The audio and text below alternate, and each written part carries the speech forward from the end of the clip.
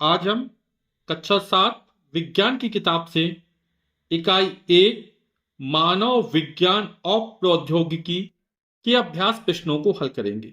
तो पहला प्रश्न है, निम्नलिखित पृष्ठ में सही विकल्प छांटकर अपनी अभ्यास पुस्तिका में लिखिए। द्वारा मस्तिष्क की जांच होती है। तो मस्तिष्क की जांच किसके द्वारा होती है? स्कैनर के द्वारा होती है। तो यहां पर ये जो विकल्प है स्कैनर वो सही हो जाएगा और यहां पे लिख देते हैं। दैनिक जीवन में उपयोगी है केवल विज्ञान, केवल प्रौद्योगिकी, विज्ञान और प्रौद्योगिकी, और इनमें से कोई नहीं। तो दैनिक जीवन में विज्ञान और प्रौद्योगिकी दोनों ही उपयोगी है।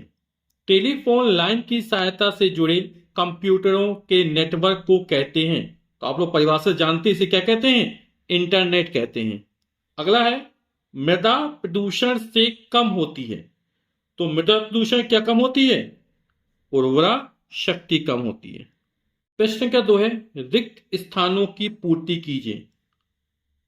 द्वारा शरीर के अंदर के भागों की जांच होती है। तो किसके द्वारा शरीर के अंदर के भागों की जांच होती है? तो वो है इंडोस्कोप। और मनोरंजन के साधन है, यहां मनोरंजन के 3 साधन लिखने हैं, है ना? तो आपकी किताब के अनुसार लिख देते हैं। एक हो जाएगा मोबाइल, फिर हो जाएगा कंप्यूटर और वीडियो गेम।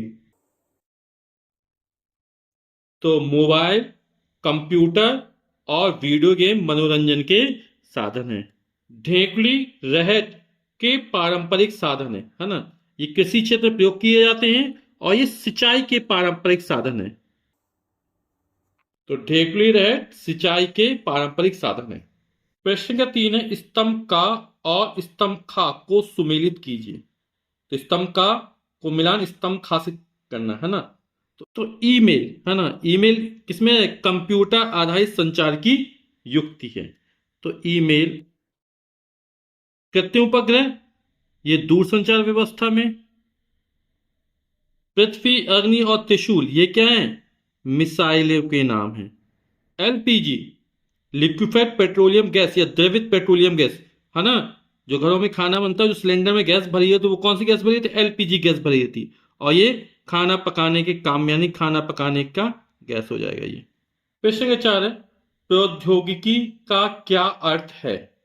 तो उत्तर हो जाएगा, विज्ञान के नियमों एवं सिद्धांतों के अनुप्रयोग से मानव हित में संसाधनों का निर्माण ही प्रौद्योगिकी है। फिर अगला प्रश्न है, विज्ञान और प्रौद्योगिकी में क्या संबंध है? तो इसका उत्तर हो जाएगा, विज्ञान ने प्रौद्योगिकी का तथा प्रौद्योगिकी ने विज्ञान का विकास किया है। वास्तव में प्रौद्योगिकी तथा विज्ञान दोनों एक दूसरे पर आश्रित हैं। प्रौद्योगिकी का विकास विज्ञान के नियम तथा सिद्धांतों के दैनिक जीवन में उपयोग से होता है। यही कारण है कि प्रौद्योगिकी को व्यवहारिक ज्ञान भी कहते हैं। इसी प्रकार विज्ञान का जितना अधिक विकास होता है उतनी ही उत्तम प्रौद्योगिकी विकसित होती है। प्रश्न का 6 है, हरित क्रांति क्या है?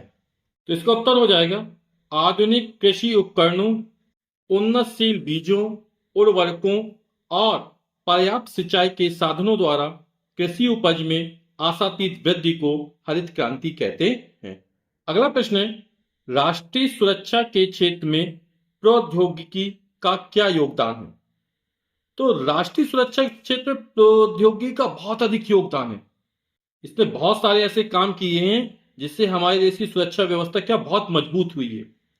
तो पृथ्वी, अग्नि, त्रिशूल, निर्भय तथा ब्रह्मोस जैसी मिसाइलों का निर्माण हमारे देश में हो चुका है। इनका सफल प्रक्षेपण भी हुआ है। इनसे हमारे देश की प्रभावी ढंग से सुरक्षा होती है। युद्ध की स्थिति में रॉकेट द्वारा मिसाइलें छोड़ने की तकनीक में हमारे देश ने सफलता प्राप्त की है। भारत ने कृत्रिम उपग्रहों को विकसित करने तथा उन्हें पृथ्वी की कक्षा में स्थापित करने की प्रौद्योगिकी में महत्वपूर्ण सफलताएं प्राप्त की है, जिससे सुदूर संसूचन में भी हम विश्व में अग्रणी हो गए हैं। हमने परमाणु के क्षेत्र में भी अनेक कीर्तिमान स्थापित की। अगला प्रश्न है, विज्ञान और प्रौद्योगिकी के विकास में होने वाली हानियों को संक्षेप में लिखिए। तो विज्ञान और प्रौद्योगिकी के विकास से होने वाली हानियां। विज्ञान एवं प्रौद्योगिकी के विकास से मनुष्य को केवल लाभ ही नहीं मिला, वरन इससे अनेक प्रकार की हानियां भी हुई हैं। पहला, बड़े बड़े उद्योगों की संख्या बढ़ने से नदियों का जल तथा भूक्षेत्र प्रदूषित हो रहे हैं, है ना।